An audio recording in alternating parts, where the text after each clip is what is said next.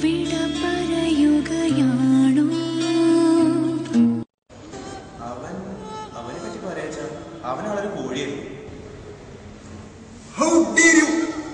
dare you leave the class without my permission?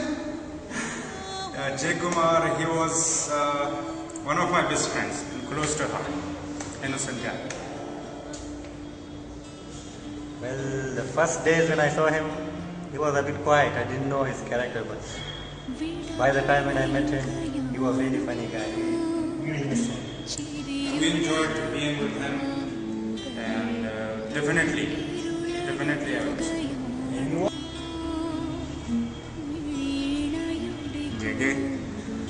ശരിക്കും miss ചെയ്യും.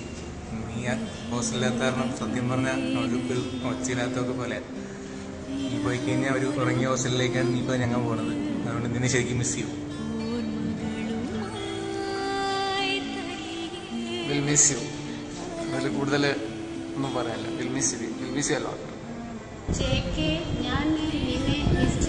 പോവാണല്ലേ?